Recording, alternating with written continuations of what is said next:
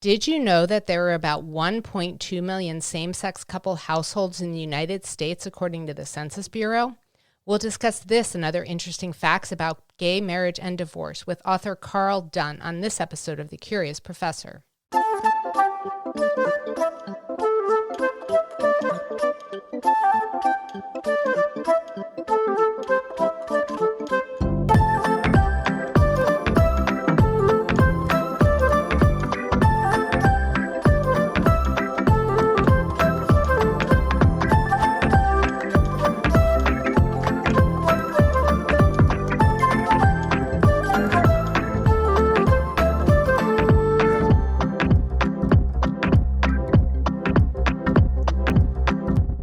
Hi everyone, I'm Dr. B. Welcome to the Curious Professor podcast, where I take listeners on a journey of discovery to explore the people, places, artifacts, and natural wonders that spark my curiosity.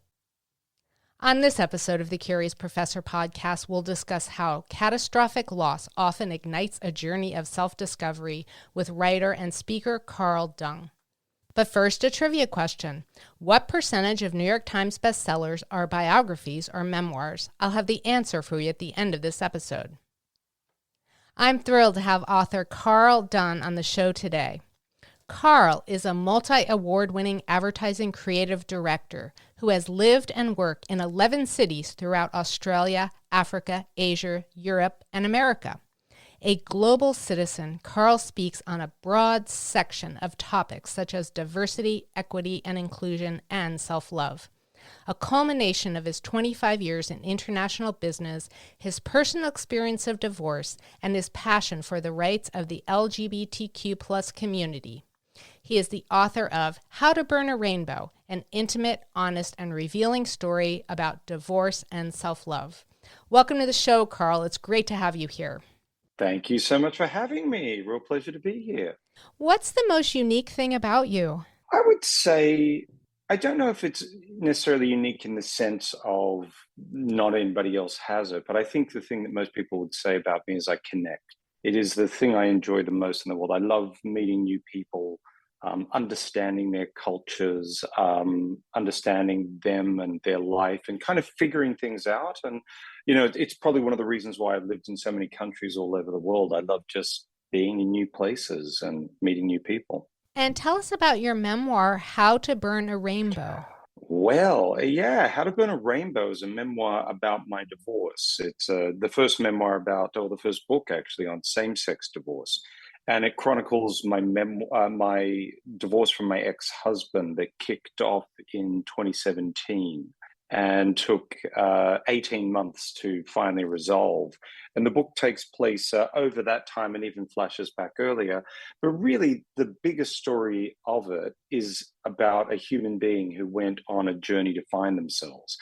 And that really makes up the bulk of the book. The divorce, of course, is very important. It drives a lot of the action. It is the cause for so much wisdom that came to me and so many guides that popped up on the way. But yeah, it's a book that is, the subheading, I think, really sums it up well, which is my gay marriage didn't make me whole, my divorce did.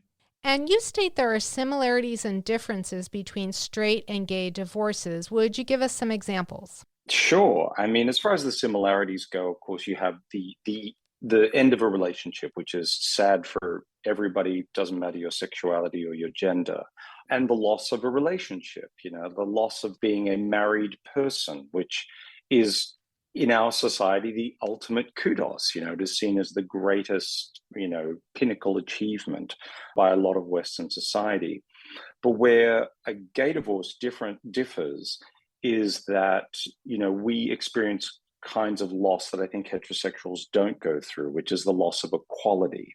You know, my rights are, well, all of our rights are sort of more or less up for debate, depending on which country we're in, depending sometimes on which state we are in. But when I was a married man in America, that was absolute. You could not argue with it. And it was actually, to be honest, the first time I ever felt like I was as equal as everybody else. And I loved it. And then to lose that, to go back to not just a single person, but now a single divorcing LGBTQ+ person, that was a long way to fall. And it was was a hard landing.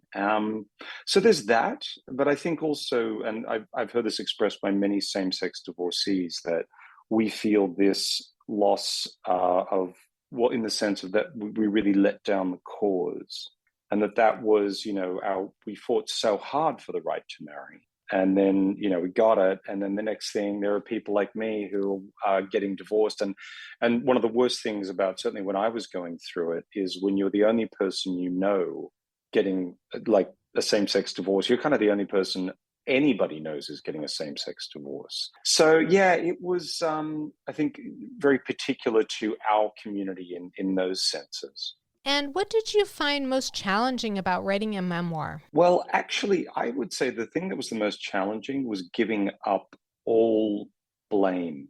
That was the hardest thing. Don't get me wrong, the first draft of this memoir was very, very hot.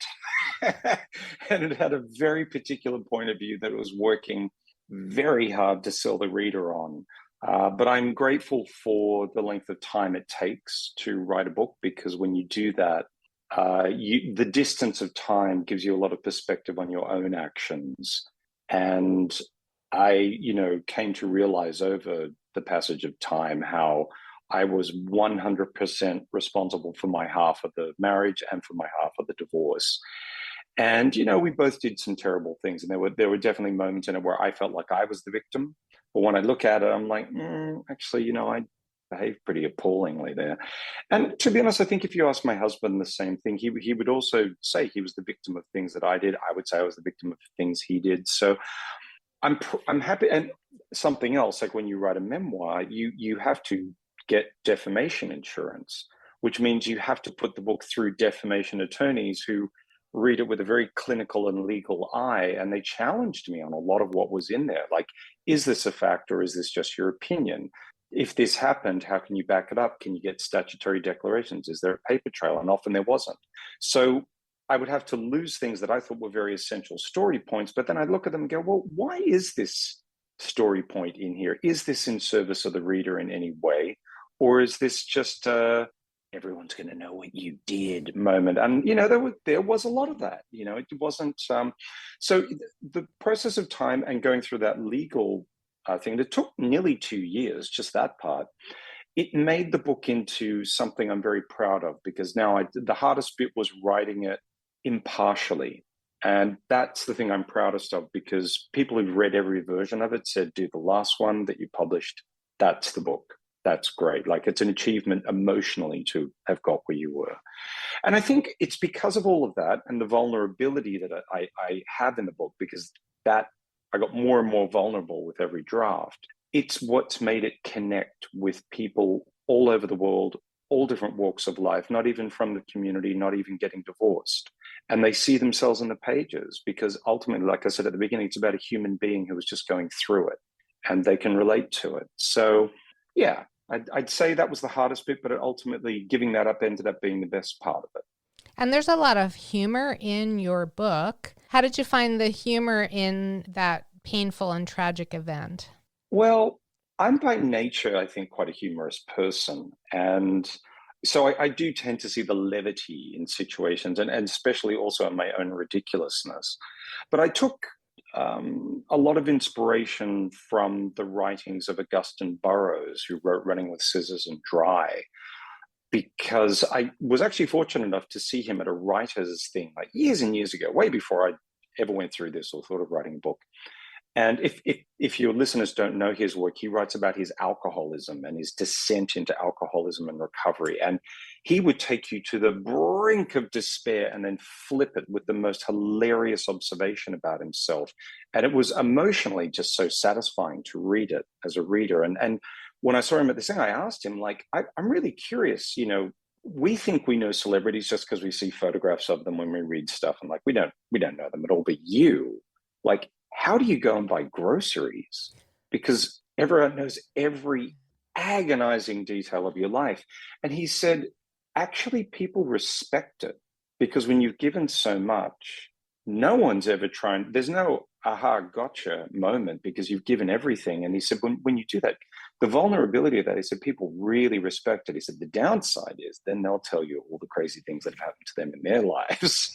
So that's the only bit, he said, where I get stuck trying to just get some milk or carrots or whatever, you know. But yeah, I would say Augustine Burroughs, I would credit him and his writings for, you know, laying the path that I trod down. And you had a mid-divorce crash landing in Berlin. What attracted you to that Mm. city?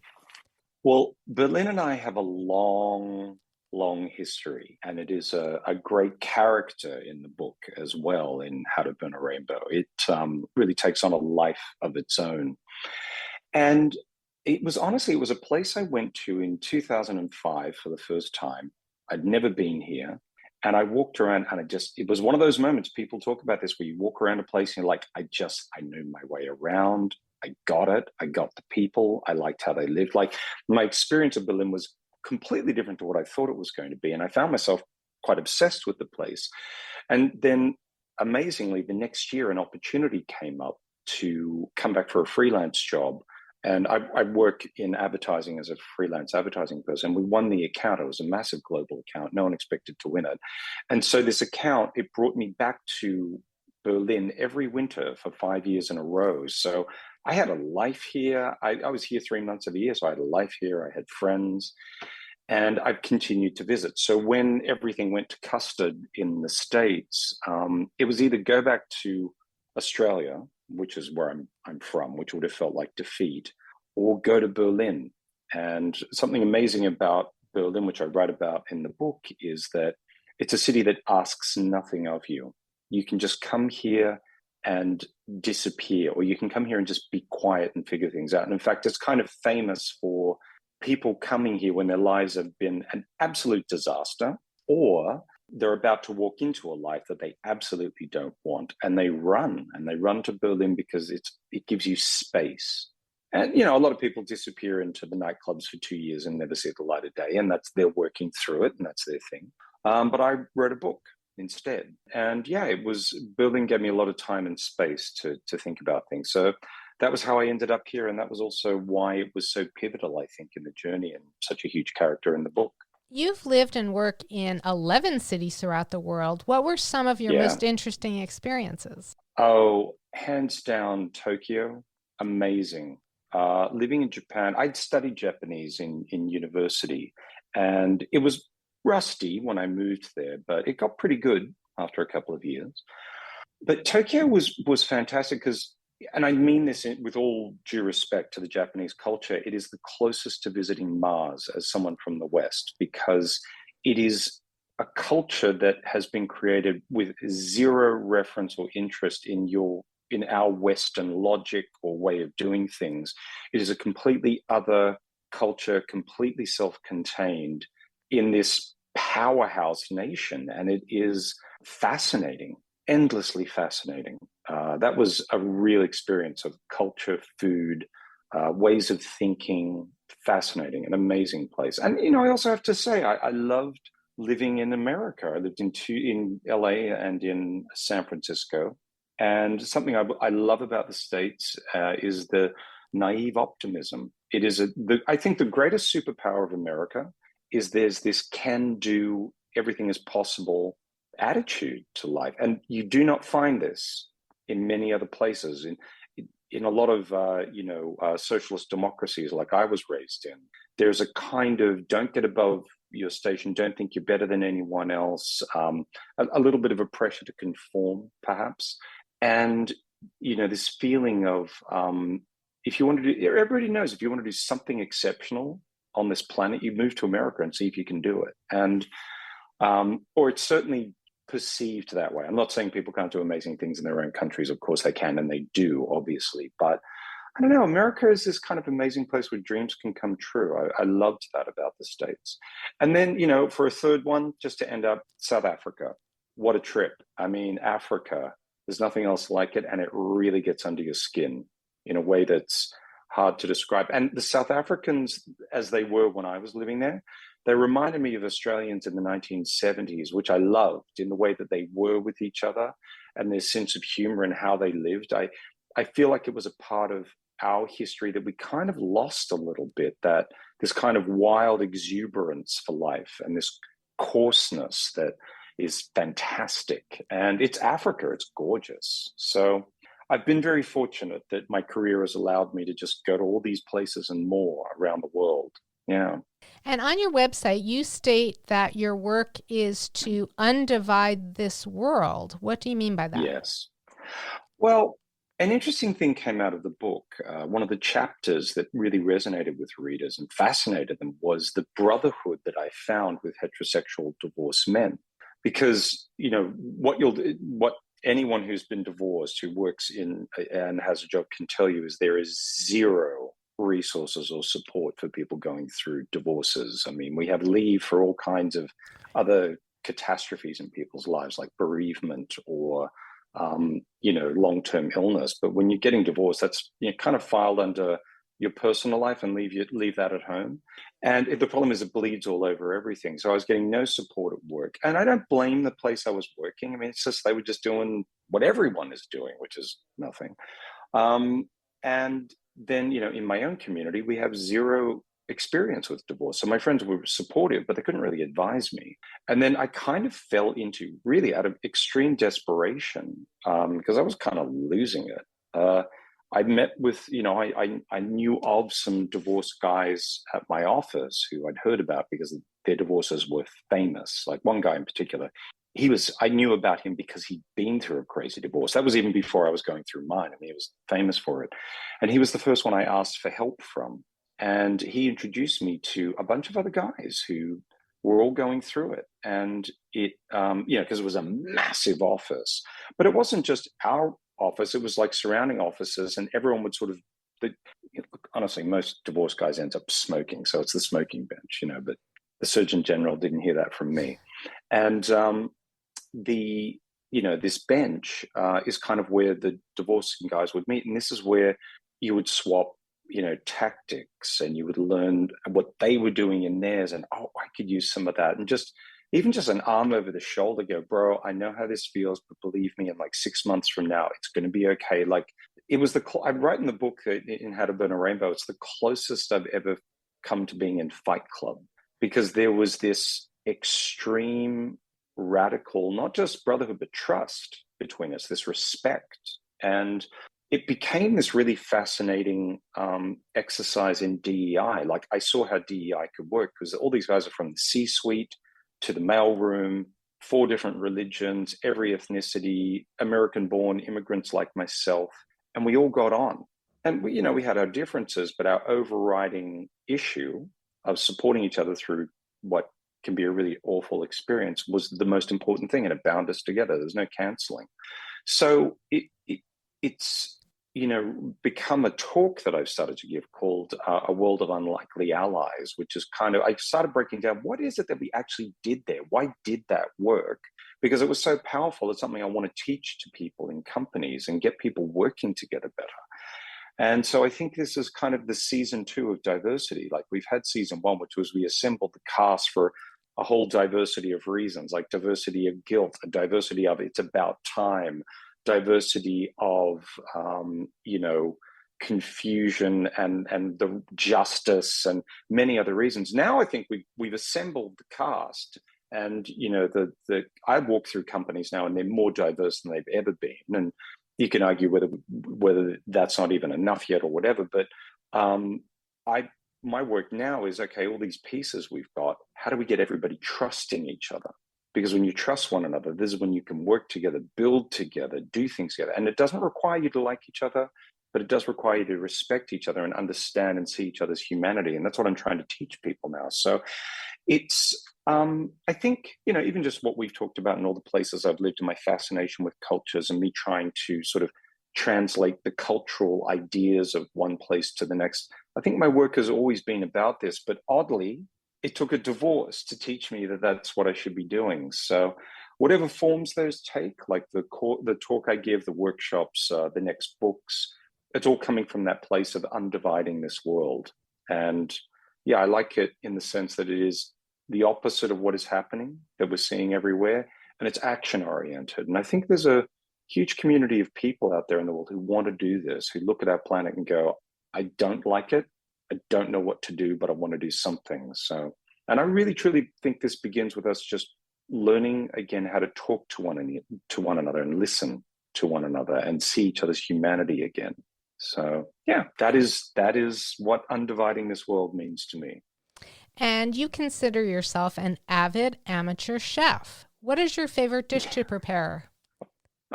Honestly, anything out of the Ottolenghi cookbook. I'm a bit of a lazy chef as well. I must confess. So anything that's one pan cooking, I'm in.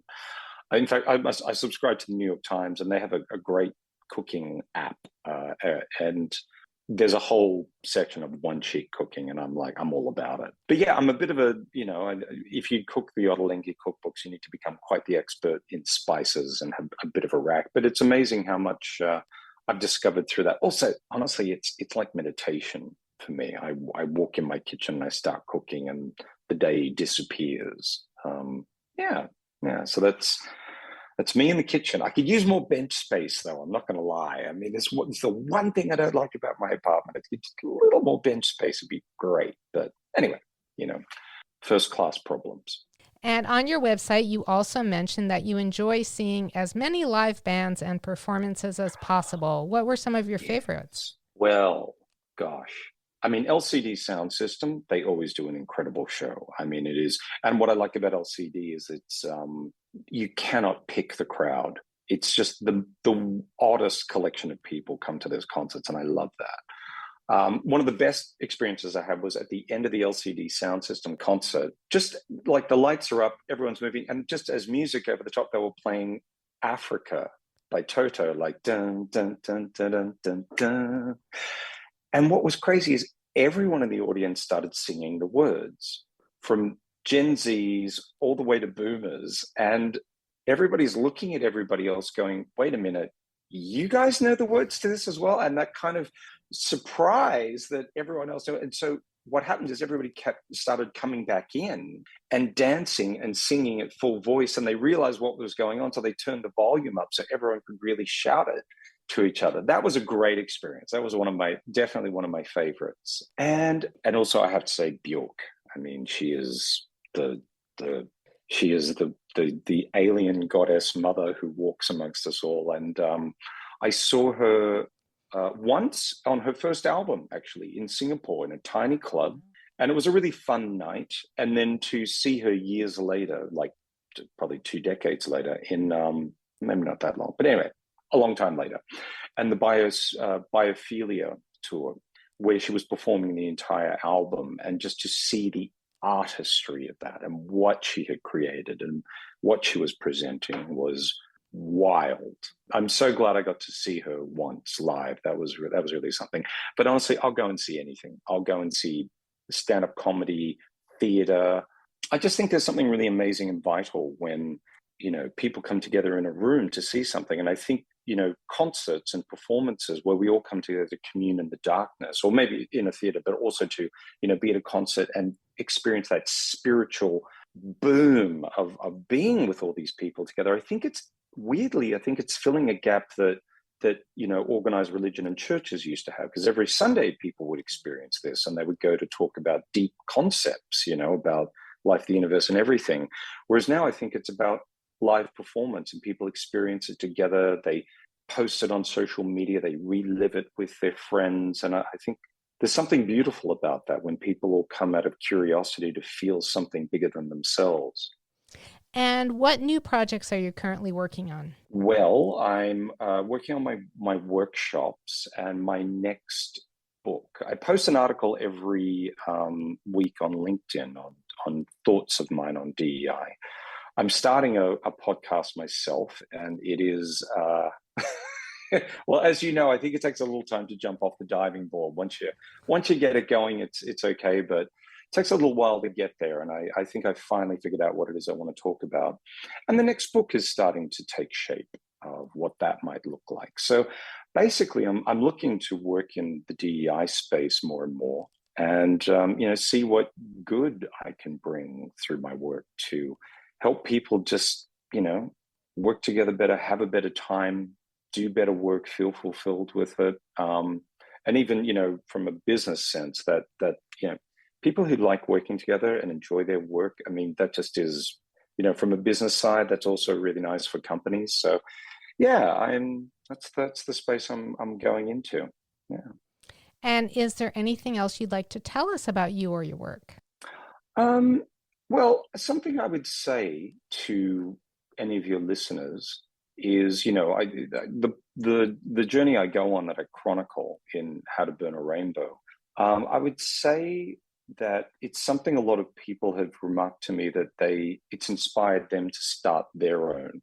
And so I would say to any of your listeners, if there's something, if they're living a life where they're like, this isn't it, and even if you don't know what it's meant to be, but you know that the one you're in isn't it, just start whatever the journey is. And it can be very scary at first because you don't know where you're heading, and you can't see, like the analogy I use is like I'm in a ship and I'm so far out to sea, I can't see the land I left from, and there's no land ahead, and I'm just in the middle of it all. But what I would say is guides will pop up at the strangest times and in the most unusual guises. And your job is just to step through the looking glass and listen to them. And they're there for a reason. And you can call it the universe, you can call it God, however you think of God. It's your grandmother's ghost, it's your spirit animals. I don't know what it is, but there is definitely a force that is coming to your aid, and it will come to your aid, and believe it. And get to the life that you're supposed to be living. How to Burn a Rainbow, the title comes from all these rainbows I chased my entire life because I was told they were going to make me happy, and none of them did. So I burnt them all down and wrote a script of my own of how my life should be. And I just, honestly, if anyone's listening and wondering what that might feel like, it's the greatest feeling to, know that it takes a while, but to know that you're finally living the life you're meant to. It's the greatest thing any of us can do, find our calling and answer it. And I will have a link to your website in the show notes, as well as a link to your book, How to Burn a Rainbow. Thank you so much. You're welcome. You're welcome. It was great to have you on the show, Karl. Thank you so much for taking time to be a guest on the Curious Professor podcast. Thank you so much for having me on. I really appreciate it. Great chat. Really enjoyed it. And now for the answer to this episode's trivia question.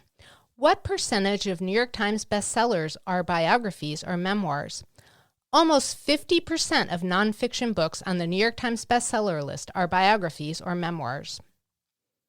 We'll end the show with something punny. Why did the dentist and the manicurist decide to get a divorce? They fought tooth and nail.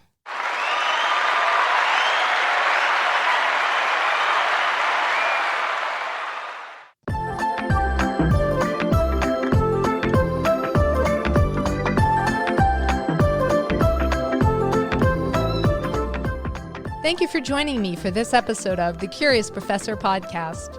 If there's a person, place, artifact, or natural wonder that has sparked your curiosity and you'd like for me to feature it on the show, please let me know. My website is thecuriousprofessorpodcast.com. If you enjoyed the show, be sure to subscribe to the Curious Professor podcast wherever you listen to podcasts. And if you'd like to become part of my community of curiosity seekers, be sure to visit my website, thecuriousprofessorpodcast.com, and join Dr. B's Hive. Until next time, always be learning and be curious with Dr. B.